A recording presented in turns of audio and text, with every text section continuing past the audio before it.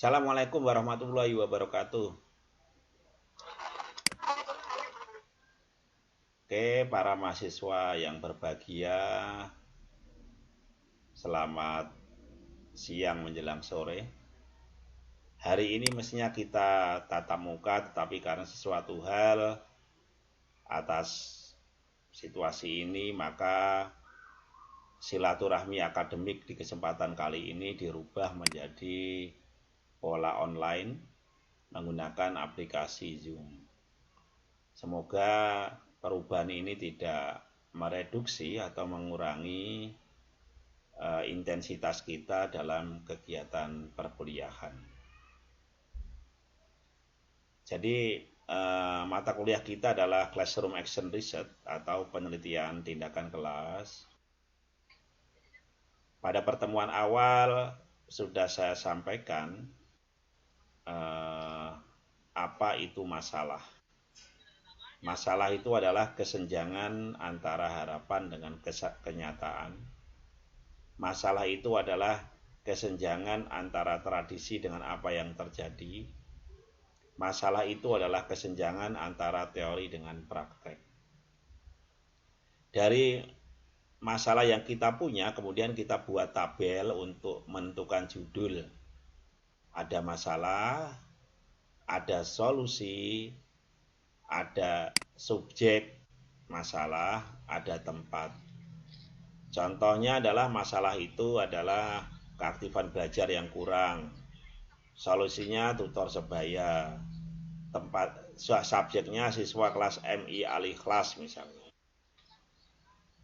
Tempatnya di MI alih kelas. Dari situ maka kita bisa menyusun sebuah judul.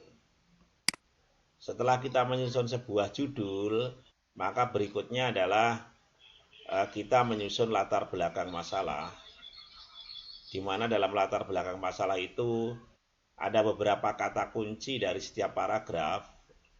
Yang pertama adalah mengapa masalah kita teliti. Yang kedua adalah teori terkait dengan masalah. Yang ketiga adalah data tentang masalah. Yang keempat adalah diagnosa penyebab permasalahan. Yang kelima adalah dampak masalah. Yang keenam adalah solusi yang Anda tawarkan. Kemudian diakhiri dengan closing statement paragraf. Jadi Anda harus ingat, kalau menyusun latar belakang masalah dalam PTK itu setidaknya ada aspek-aspek yang tadi telah saya sebutkan. Mengapa masalah penting diteliti, teori terkait masalah, data masalah, diagnosa penyebab masalah, kemudian dampak masalah, solusi, dan closing statement. Nah, kemudian di B itu namanya identifikasi masalah. Identifikasi masalah itu diambil dari latar belakang masalah. Identifikasi masalah bisa kita ambil dari hasil diagnosa itu. Ya, kemudian bentuknya adalah kalimat pernyataan. Jadi misalnya A latar belakang masalah, B identifikasi masalah. Berdasarkan latar belakang masalah di atas, maka dapat disusun identifikasi masalah sebagai berikut. Nah, itu satu misalnya. Kondisi anak heterogen, dua support antar teman kurang, ya. Tiga ruang kerjasama yang minimal. Lah, itu adalah namanya identifikasi masalah. Nah, di kesempatan kali ini akan saya lanjutkan dengan rumusan masalah, tujuan penelitian, dan manfaat penelitian. Oke, saya akan share screen. Kita tunggu. Kita akan share screen.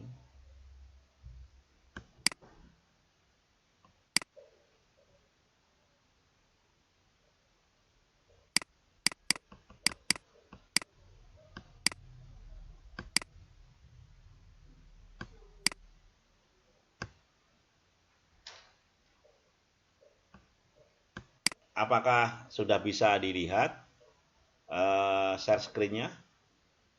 Oke. Saya perlebar biar lebih jelas lagi. Oke. Materi yang saya share pada kesempatan kali ini adalah pertanyaan penelitian dalam penelitian tindakan kelas. Oke, kita lanjut. Nah, rumusan dalam penelitian tindakan kelas itu terdiri atas dua, yaitu pertanyaan proses dan pertanyaan hasil. Saya tegaskan lagi, rumusan masalah dalam penelitian tindakan kelas terdiri atas pertanyaan proses dan pertanyaan hasil.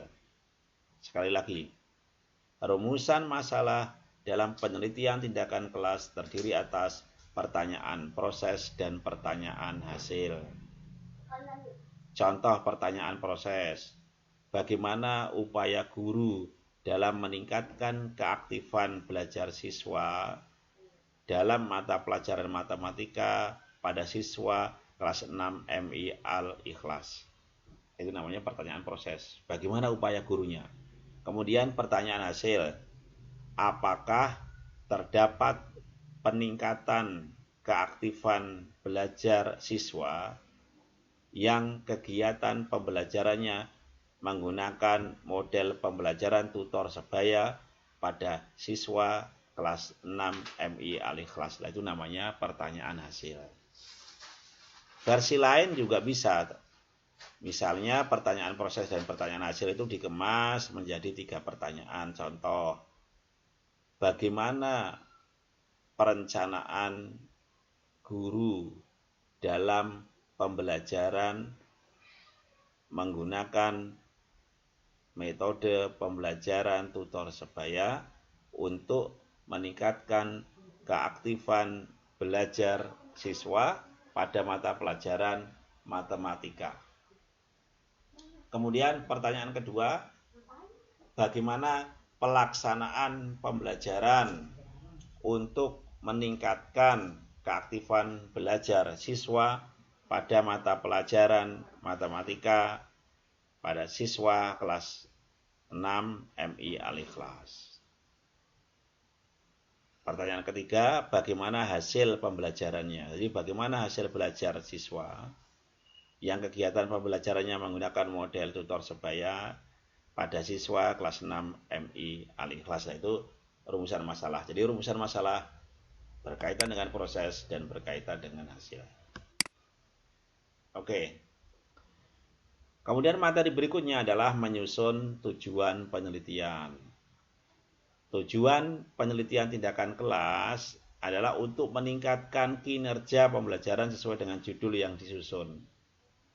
Jadi, kalau pertanyaannya ada 2, maka tujuannya dibuat 2. Kalau pertanyaannya ada 3, tujuannya dibuat 3. Contoh, kalau pertanyaan pertama adalah bagaimana upaya guru dalam meningkatkan keaktifan belajar siswa melalui model pembelajaran atau metode pembelajaran tutor sebaya pada siswa kelas 6 MI Al-Ikhlas, maka tujuannya adalah untuk mendeskripsikan upaya guru dalam meningkatkan keaktifan belajar siswa ya, menggunakan metode tutor sebaya pada siswa kelas 6 ya, MI Al-Ikhlas. Nah, seperti itu. Kemudian tujuan yang kedua ya berangkat dari pertanyaan yang kedua, apakah terdapat peningkatan keaktifan belajar siswa misalnya, maka tujuannya untuk memperoleh data atau untuk mengetahui atau untuk mendeskripsikan ada tidaknya peningkatan keaktifan belajar siswa. Ininya seperti itu. Jadi tujuan berangkat dari rumusan masalah. Kita lanjut. Kita ke manfaat penelitian. Jadi dalam bab 1 itu terdiri atas A. Latar belakang masalah, B. Identifikasi, C. Rumusan atau pertanyaan penelitian, ya. D. Manfaat. D. Tujuan penelitian. E. Manfaat. Nah, manfaat itu pada dasarnya dibagi menjadi dua. Yang pertama adalah manfaat teoritis. Yang kedua adalah manfaat praktis. Saya ulang lagi. Jadi, dalam menyusun manfaat penelitian itu terdiri atas dua. Yang pertama adalah manfaat teoritis. Yang kedua adalah manfaat praktis. Manfaat teoritis itu berarti apa? Contribution to knowledge atau kontribusi apa secara teoritis yang diberikan oleh peneliti. Nah, kontribusinya bisa menguatkan teori, bisa menerapkan teori, bisa juga menawarkan ide atau gagasan ilmiah, kemudian mencarikan contoh BISPA, itu namanya landasan teoritis. Apa namanya? Manfaat teoritis. Kemudian ada manfaat praktis. Manfaat praktis itu adalah manfaat bagi pihak-pihak tertentu. Jadi kalau PTK Anda selesai, yang memperoleh manfaat siapa aja? Pihak-pihak tertentu. Bisa guru, bisa siswa, bisa juga kepala sekolah, dan dapat juga Anda sebagai peneliti. Nah, ini saya sajikan tabel contoh manfaat teoritis, tapi judulnya berbeda dengan contoh yang saya berikan. Jadi, teoritis apa? Oh, ini memberi kontribusi pemikiran. Nah, ini intinya di sini teoritisnya. Manfaat praktisnya, oh bagi kepala madrasah, oh bagi guru, oh bagi siswa. Ya, jadi pada pertemuan kali ini bab 1 sudah selesai. Anda harus menyusunnya, mulai dari judul sudah ada, kemudian latar belakang harus disusun sesuai dengan kaidah, kemudian identifikasi yang Anda ambil dari latar belakang, kemudian rumusan masalah yang intinya menanyakan proses dan menanyakan hasil, kemudian tujuan penelitian yang Anda ambil atau Anda linkkan dengan rumusan masalah, dan diakhiri dengan manfaat penelitian yang terdiri atas manfaat teoritis dan manfaat praktis. Nah, barangkali ada yang mau bertanya, dipersilahkan. Mangga yang mau bertanya. Vina Fauzia, Kartika Chandrarini, Nur Khalifah, Iif, Iftahlana, Nihayatul Milah, Firman, Leli, Vina, Khairul Umam, Nur Asiyah, Yuli Quratul Aini, Rina Agustin, Aisyatun Haya, ya, Nur Khalifah, Nihayati Imas Madinah. Mangga yang barangkali ada yang masih bingung.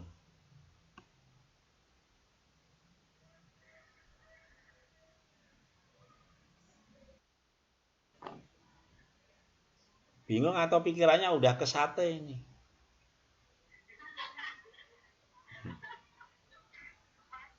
Barangkali mau ada yang bertanya. Gimana? Suara saya tadi didengar dengan jelas tidak?